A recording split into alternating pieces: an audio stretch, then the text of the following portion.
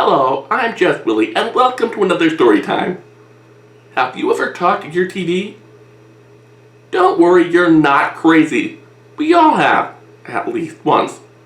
You're only crazy if you talk to it while it's turned off, or if you're watching a rerun of Full House, or if you think your TV talks back. Or are you? Allow me to explain.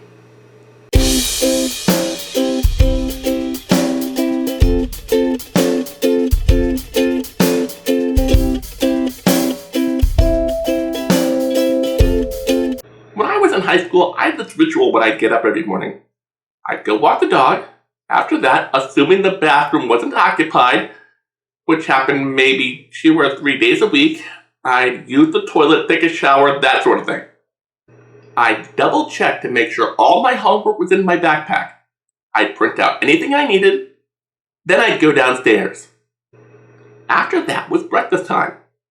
In the living room, my mom and dad would turn on WRC4, our local NBC affiliate. I'd watch the news while I waited for the bus. After every commercial break, the anchors would reintroduce themselves. Every single time they came back from the commercials, the anchor would say, "If you're just joining us, I'm Joe Krebs." Every Monday through Friday.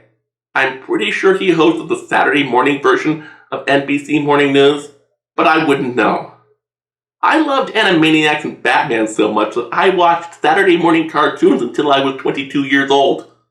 Unlike most local news guys who lived in some fancy schmancy part of the suburbs that wasn't really part of the community, Joe Krebs was a real guy. I know this because I used to pass him at the grocery store in Gaithersburg all the time. I never talked to him. I know he wanted his privacy. I don't judge him. Well, sort of. Raisin Bran? Okay, that's okay. But post-Raisin Bran? Come on, dude. Sure, it's cheaper than Kellogg's, but Kellogg's has more raisins. And you don't have to add your own sugar. Plus, there's a word find on the back. Post, really? Anyway, what was I saying again? Oh yeah! How every time I ran into him, I'd pretend I didn't notice. I'd just nod and he'd nod back. He seemed like an ordinary, everyday human being. Not like those guys from ABC7 I met who seemed a bit snobbish. Or the reporters from WBAL that I met a few years later when I was living outside of Baltimore. To this day, I'm not entirely convinced that the meteorologist they had in the early 2000s wasn't a mutant chimpanzee from another dimension. The only thing that made Krebs a not-so-ordinary TV anchorman was that he did dad jokes before dad jokes were cool.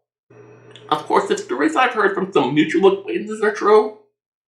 He did those sort of jokes in everyday life. It wasn't just a persona he adopted for television. My only problem with the man was that weird verbal tick.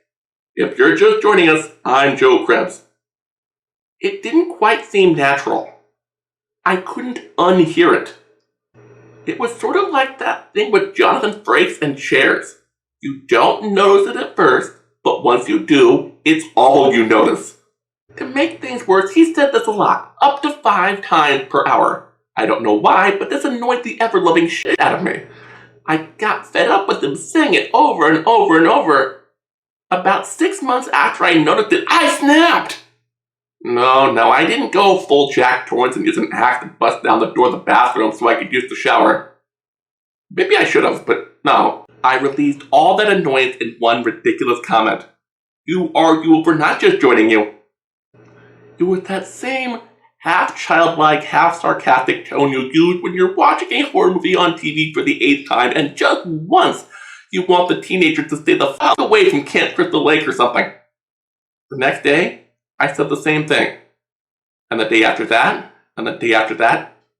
Somehow, after weeks and months, just as Joe Krebs saying, "If you're just joining us, I'm Joe Krebs," was his annoying catchphrase, "Who are you if we're not just joining you?" became mine. It was just as monotonous and just as annoying. I hated myself a little bit every time. But I still did it. Because I couldn't stop. This went on for 3 years. 3 fucking years. He'd say, "If you're just joining us, I'm Joe Krebs." I'd say, "Who are you if we're not just joining you?" And then my mom and dad would groan.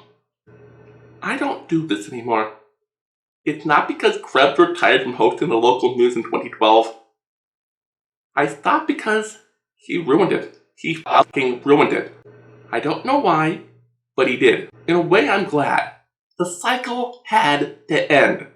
Only one of us was going to back down, and it wasn't going to be me. I had come too far. If that man was Joe Krebs, for the people who were just joining them, I was going to find out who he was if you had been watching the whole time, and damn the consequences. I would get my answers even if it killed me. I would chase them round the moons of Libya, round the Antares maelstrom, and round perdition's flames before I gave them up. Or so I thought. I sat there finishing up a bowl of Cinnamon Toast Crunch, about to pour myself another. But I could tell by the NBC Must-See TV promo promoting a new episode of Third Rock from the Sun, they were about to return to standard programming. At that point, I stopped eating so I could say my lines if needed. My mom was pouring herself a cup of coffee and adding some sugar. My dad was in the downstairs bathroom brushing his teeth. The dog was at his dish, which was empty since he just had breakfast, but I think he was expecting some of my cereal to fall to the floor. And trust me, this time it did. And then, welcome back to News 4. If you're just joining us, I'm Joe Krebs. And I said, "Who are you if we're not just?" But I didn't get to finish. Krebs said words that sent echoes and ripples through the dark ether. When it comes to awakening the old ones, these words are second only to Faguli Migla da Fakatulu Rilai Waga Nagi Va Takan. He spoke words that even Alhazred the Mad would fear to speak. Words of such power that they should not have been spoken by a mild-mannered TV news reporter. And they were, "And if you're not just joining us, I'm still Joe Krebs." My mom's jaw dropped.